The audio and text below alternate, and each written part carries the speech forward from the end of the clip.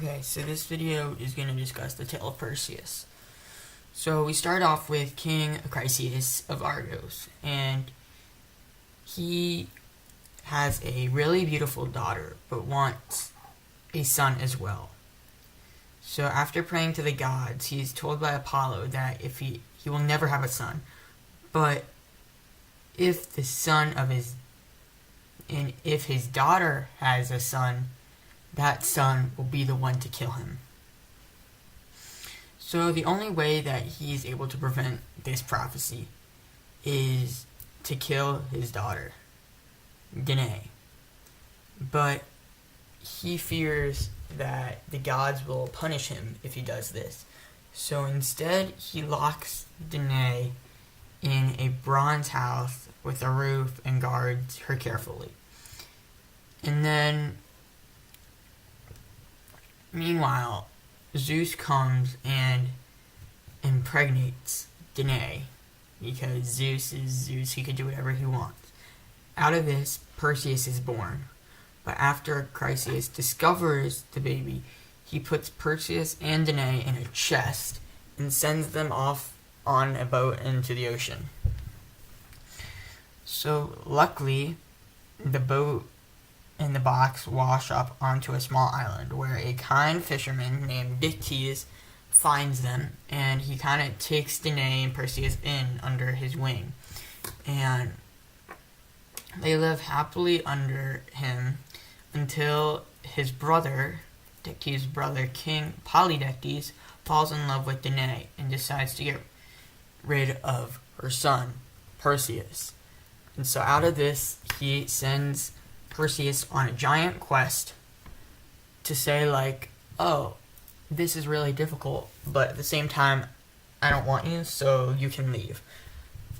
And Perseus accepts this, and he goes to find out that he has to kill Medusa. Now, Medusa is a Gorgon who has the power of turning anyone who looks into her eyes to stone.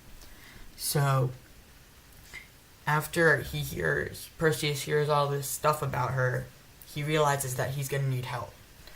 So the first one to help Perseus is his sister, Athena. Remember, Athena is the goddess of wisdom, but she is also a daughter of Zeus. Meanwhile, she is a goddess, and Perseus is only a demigod, but still they are both kids of Zeus, so they do have a lot of power. So Athena helps by giving him some presents, like a shield, and then he is able to move on. But before he moves on, Athena summons Hermes, and Hermes is going to help Perseus find the Gorgons and Medusa. So Hermes gives Perseus a sword, a wallet to put the head in, and the wallet can be filled with anything. It literally does not fill up. And a bunch of other special equipment like shoes, flying shoes, to help him in the fight. So when Perseus asks Hermes, hey, where are we going? Hermes is like, I don't know, but I know where to ask someone who knows where the people that knows where we're going. And so then they go to Atlas.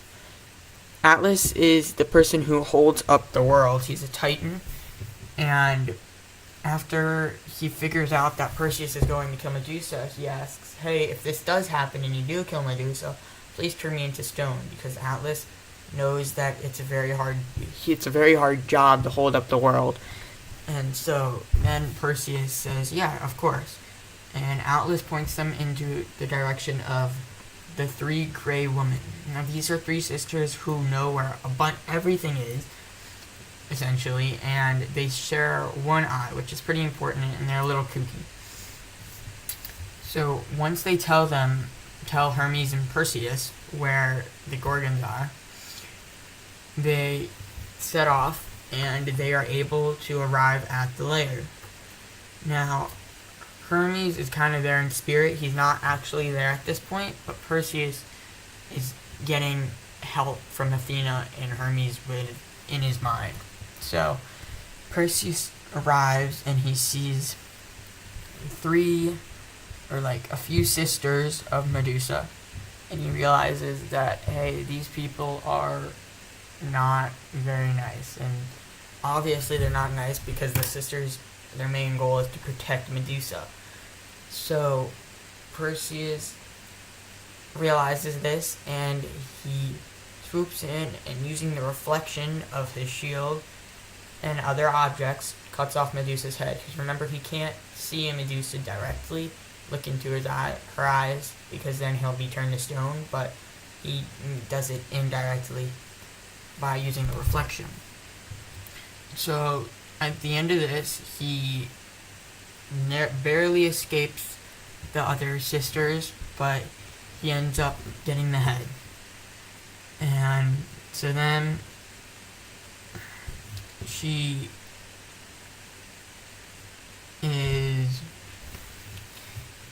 Perseus is on his way back, and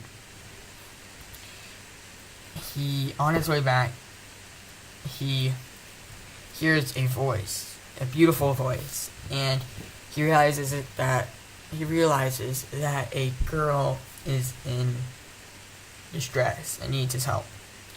And so Perseus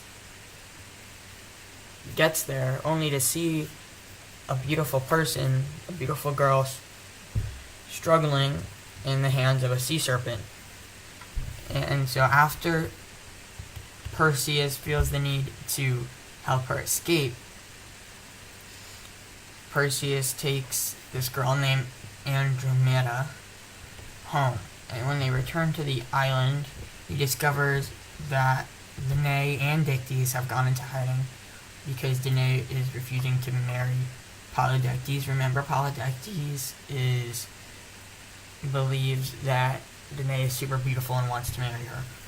Meanwhile, he's hosting a banquet, and all of his supporters and all of his friends. So when Perseus comes back, he barges in and holds up the head of Medusa, and then all the men in the room and all the followers, the Myrmidons in the room, including Polydectes, are turned to stone. So Perseus finds his mother, makes Dictys king, and then ends up marrying Andromeda. So this is sort of like a happy ending to the story. So we never really see what happens to the original king. We never see what happens to Acrisius, because remember, he is not the one that bears the son. He is not the one that marries Danae and gives birth to Perseus. So therefore, he's not the one who dies. Meanwhile, and however, no one has intercourse with Danae and produces Perseus other than Zeus. So no one really dies because of the oracle that says, and this only applies to Acrisius, I guess, but if you have a son, it will overthrow you and kill you. So it doesn't really happen, but it kind of just sets the story off. So if you wonder, why does this happen? That's why. It's more of just to set the story and make it go faster than it's sort of like a story pickup. And so, yeah, I guess that's the Tale of Perseus.